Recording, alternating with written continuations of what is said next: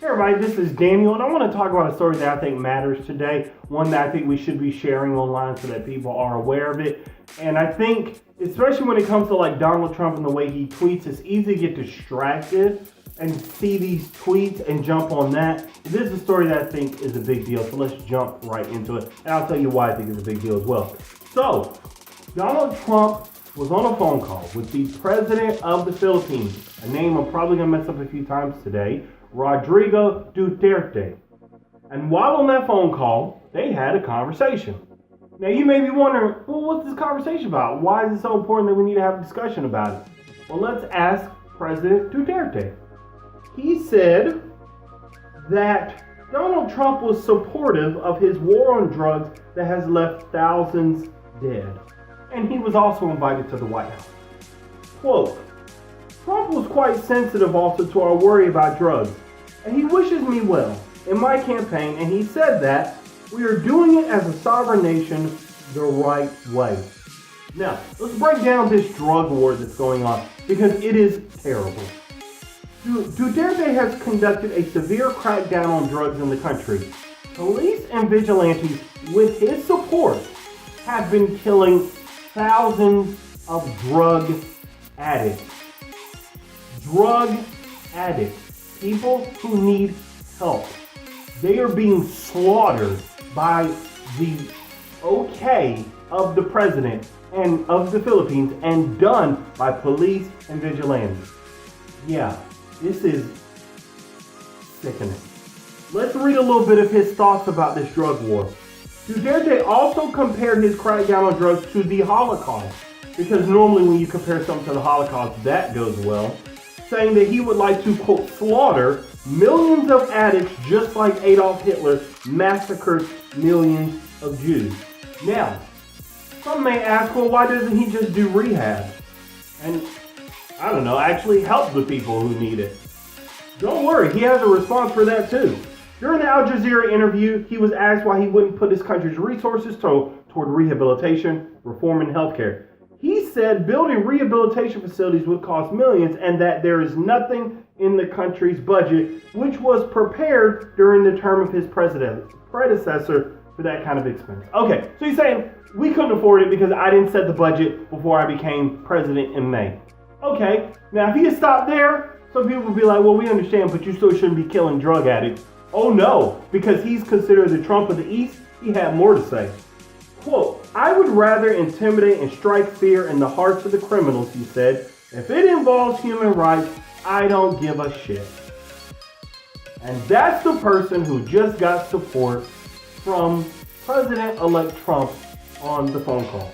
Now, just a little bit more so you know how he has been with President Obama. They are not on the best of terms because of that. And also because of the way he's talked to President Obama. He has told him to go to hell and called him a son of a bitch who he would humiliate if he visited the Philippines.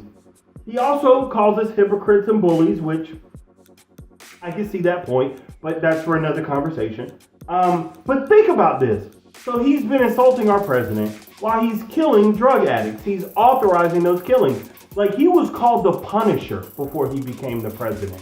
Like, he's talking about it like there's nothing wrong. Like, there's no human rights violations going on. Meanwhile, let's think about how drugs are being treated right now. Meanwhile, America's moving toward marijuana decriminalization. States are voting for it. California was just one of the most recent. President Obama is commuting the sentences of nonviolent drug offenders. Can you imagine if President Obama stepped up and said, I want all drug addicts killed? Imagine that. We're in a country where we are fighting to legalize more drugs so that people can make their own decisions about what they do with their bodies and their time. Many of us, including black people, also know what it's like to live in communities that have been ravaged by a war on drugs. We know what it's like to see a war on drugs, not the drugs themselves, but the war on drugs, which just brings more of them or has brought more of them into various communities. We've seen that destroy communities, families, homes, lives. And this man, this president over in the Philippines, oh no, he's got a solution. He can fix this. Just kill them. And the police are killing them. And depending on what article you read, Huffington Post has it at over 2,000. I saw another article that said over 3,000. The Independent has it at over 4,500 people dead. And the cops are killing with pretty good efficiency, like 97% kill efficiency. Like there's like 33 people dying for 1 wounded. Like, which is an astronomical number for a country like the Philippines. Now, I'm not a Philippines expert. You know, I don't want you thinking that I know everything about the Philippines. I don't. I've covered this story before in a past episode, but I'm not acting like an expert. I just care about human beings. And people are being killed because they're addicts. Help is not being offered to them. Understanding is not being offered to them. They're just being slaughtered. Slaughtered. And Donald Trump made a phone call to them that is being construed as supportive. Now, some of you who are skeptics will say, well, Daniel, that's what the president of the Philippines said. How do you know that that actually happened? Now, this is what we do know. He said that this is how the conversation went, and as of this recording, there's been no refutation by the Trump camp. So, as you can see from this video, I am going hard at these human rights violations, killing drug addicts in this quote-unquote war on drugs, which seems to be nothing more than a massacre. I'm going hard at that. Now, when it comes to President-elect Trump, we need to make it clear to President-elect Trump that we will not accept that. We will not be silent. We will not offer any implicit or explicit support of this kind of policy. If you support ending the war on drugs, you need to speak up about this. We can't say that all the people talk about all lives matter. Well, Filipino lives should matter too. We should not ignore what's going on there simply because it's over there, quote unquote, and say, oh, well, that's not here. I got to focus on here. No, if people are being killed unjustly, and even then just being killed, okay, we need to call it out. And if the leader of our nation is doing anything to make it seem like they're in support of it, we need to speak up. Now, before I finish, some of you, I'm in your head. I know what you're thinking. You're like, well, what about the wars that the United States has committed against other countries? What about the treatment of Dakota Access Pipeline protesters? What about the people in Flint? Okay, yes, we've made many mistakes as a country. We continue to make many mistakes. We continue to bomb people and kill people when we should not, to be involved in countries where we should leave. Yes, I agree with all of it. And when Duterte said that we're bullies and that we violate human rights as well, look, he's got a point there. And we can talk about that in another video. But let's not get distracted from the topic of today in this video, which is that he feels like he has the support of the United States in his killing of drug addicts.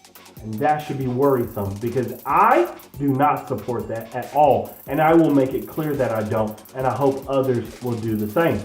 I've included the links to this story in the description so you can see what I researched, so that if you have any questions, you can verify me on that or we can talk about it.